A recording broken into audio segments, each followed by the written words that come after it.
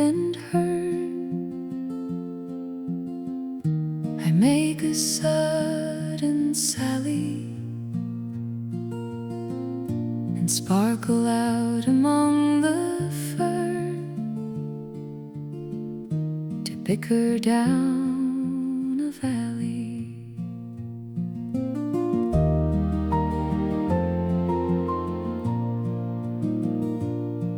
By 30 hills I hurry down, or slip between the ridges. By 20 thorps, a little town, and 100 bridges, to last by Philip's farm I flow, to join the brimming river. For men may come and men may go, but I go on forever.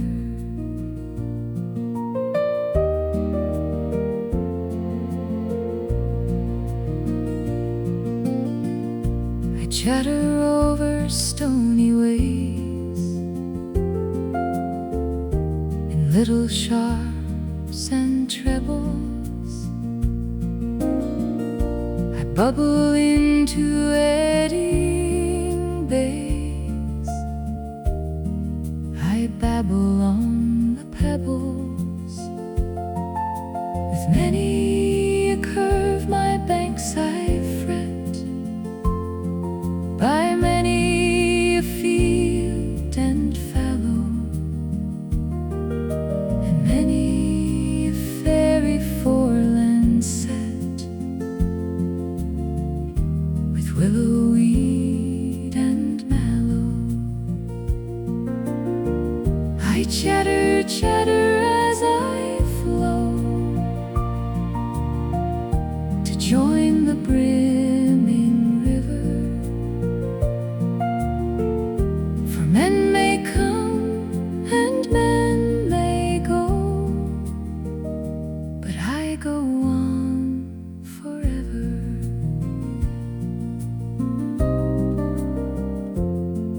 I wind about and in and out, with here a blossom sailing,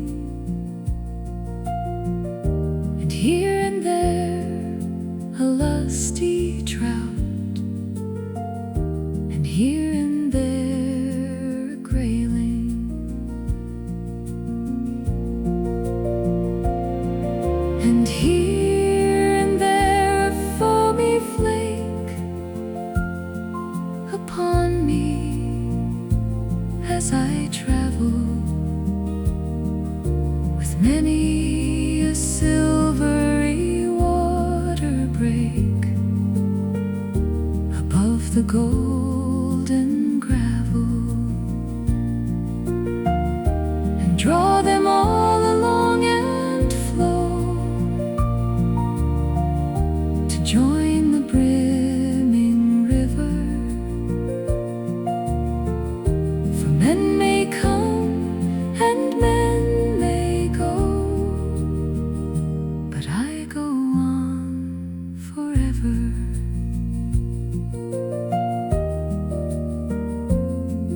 I steal by lawns and grassy plots, I slide by hazel covers, I move the sweet forget-me-nots that grow for happy lovers. I slip, I slide, I gloom, I glance among my skimming swallows. I make the netted sunbeam dance against my sandy shore.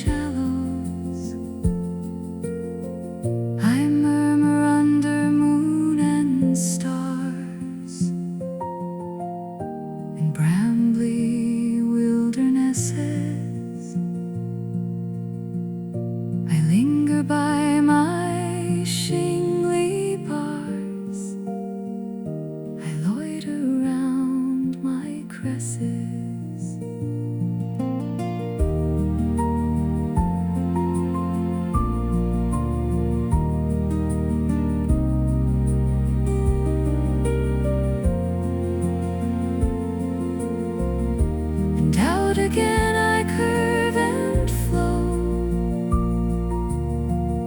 to join the brimming river. For men may come and men may go, but I go on forever.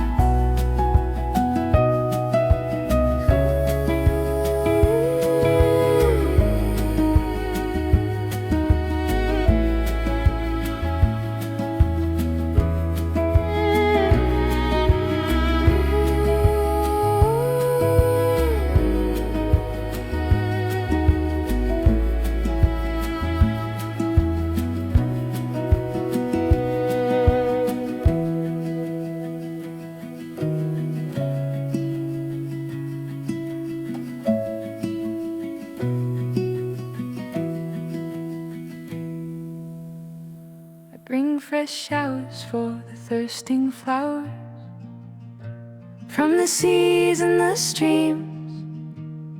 I bear light shade for the leaves when laid in their noonday dreams. From my wings are shaken the dews that waken the sweet buds, everyone, when rocked to rest on their mother's breast as she dances about the sun. I wield the flail of the lashing hail and whiten the green plains under, and then again I dissolve it in rain and laugh as I pass in thunder.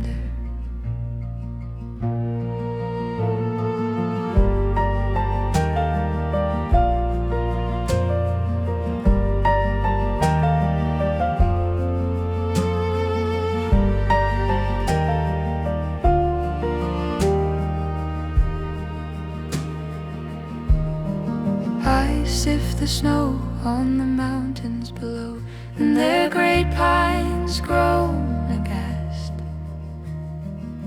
and all the night is my pillow white while I sleep in the arms of the blast.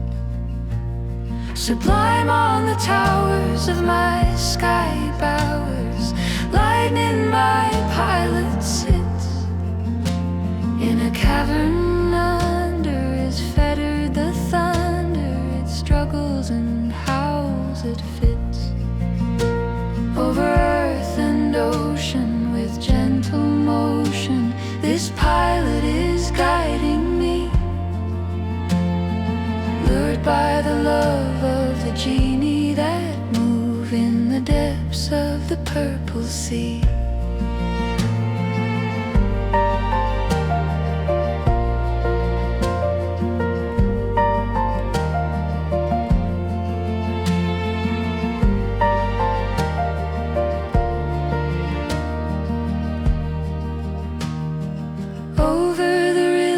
And the crags and the hills, over the lakes and the plains, wherever he dream, under mountain or stream, the spirit he loves remains. And I all the while bask in heaven's blue smile, whilst he is dissolving in rains.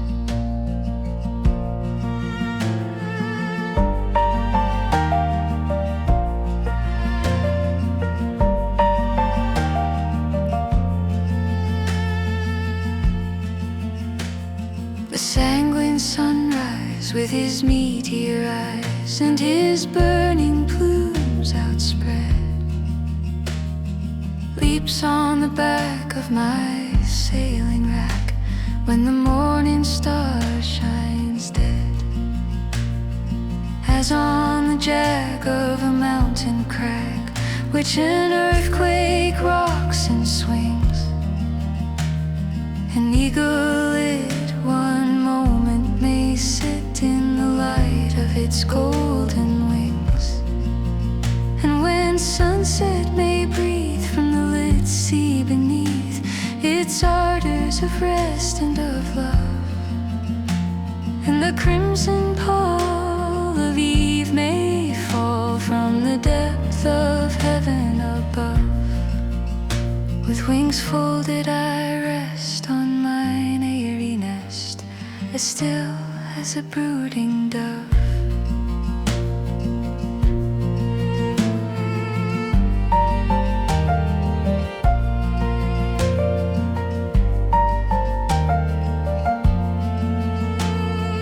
That orbed maiden with white fire laden, whom mortals call the moon,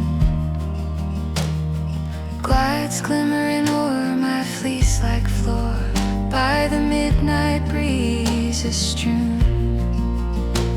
And wherever the beat of her unseen feet, which only the angels hear, may have broken the woof of my tent's thin roof, the stars peep behind her and peer, and I laugh to see them whirl and flee like a swarm of golden bees, when I widen the rent in my wind-built tent, till calm the rivers, lakes and seas, like strips of the sky fallen through me on high, are each paved with the moon and these.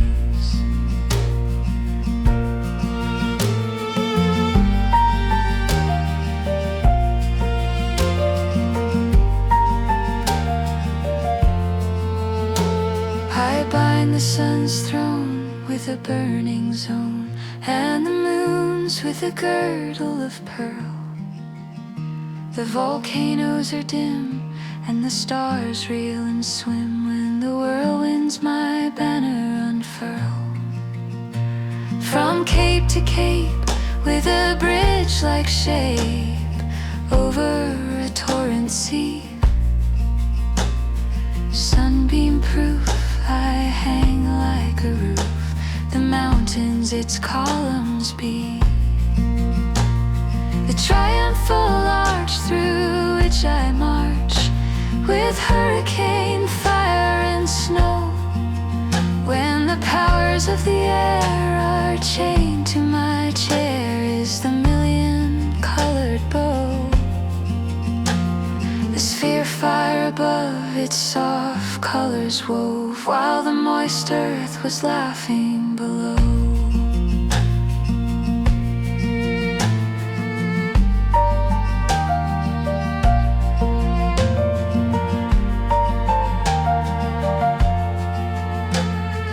I am the daughter of earth and water, and the nursling of the sky.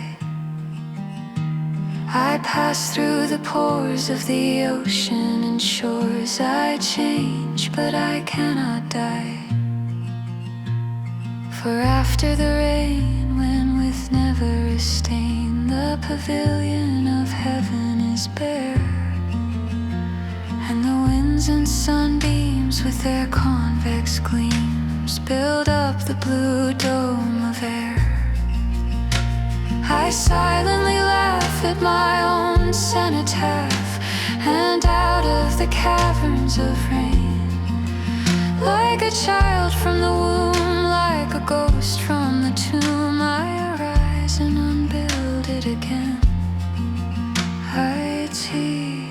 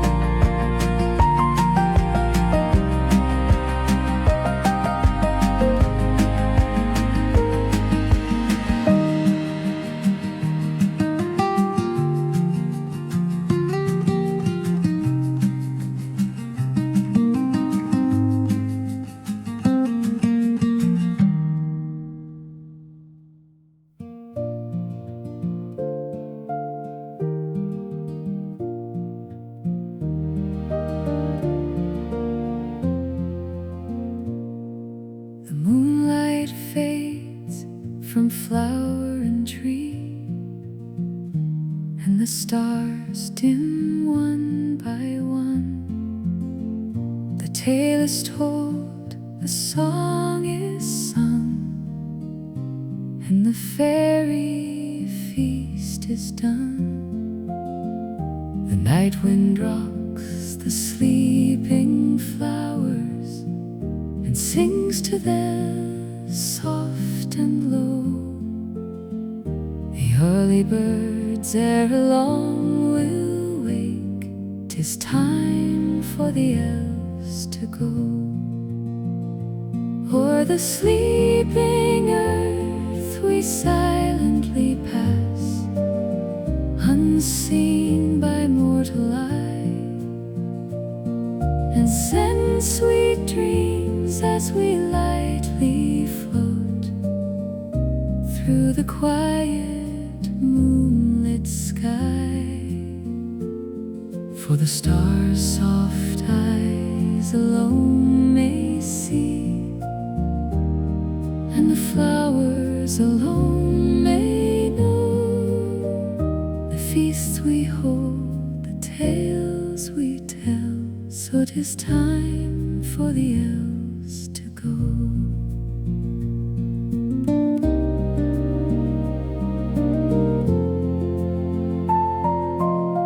From bird and blossom and bee, we learn the lessons they teach, and seek by kindly deeds to win a loving friend in each. And though unseen on earth we dwell, sweet voices whisper low, and gentle hearts most joyously greet the elves where'er they go. When next we meet in the fairy dell, may the silver moon's soft light shine then on faces gay as now, and elfin hearts as light. Now spread each wing for the eastern sky, with sunlight soon will glow. The morning star shall light us home. Farewell, for the elves must go.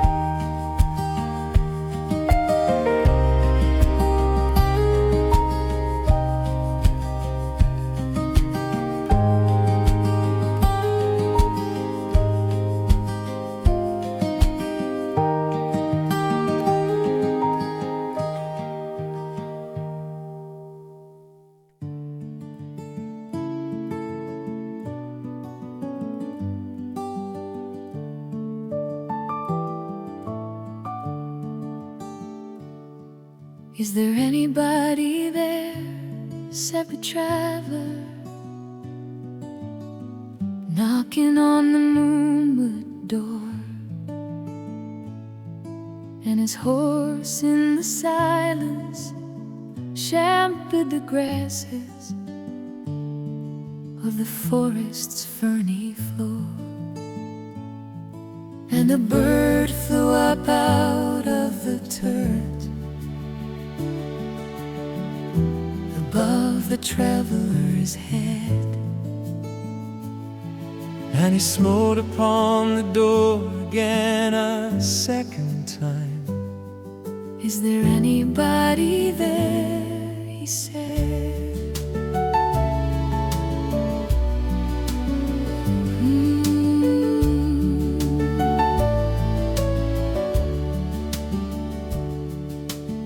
But no one descended to the traveler. No head from the leaf-fringed sill leaned over and looked into his gray eyes, where he stood perplexed and still. But only a host of phantom listeners that dwelt in the lone house then stood listening in the quiet of the moonlight to that voice from the world of men.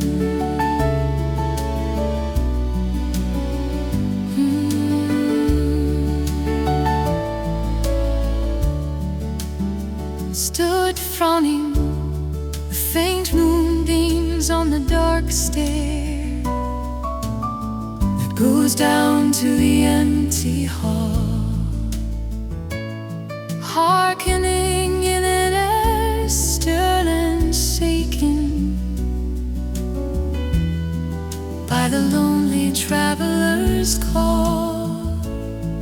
Then he felt in his heart their strangeness, their stillness answering his cry, while his horse moved cropping the dark turf neath the starred and leafy sky.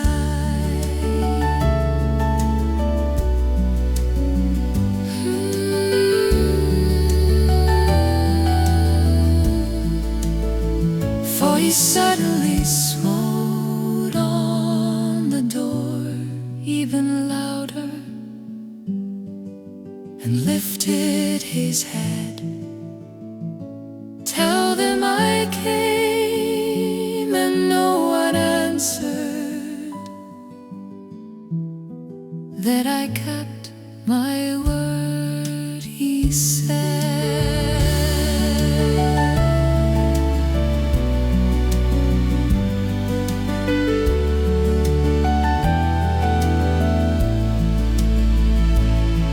Never the least maple listeners, though every word he spake fell echoing through the shadowiness of the still house, from the one man left awake. Aye, they heard his foot upon the stirrup, And the sound of iron on stone, and how the silence surged softly backward when the plunging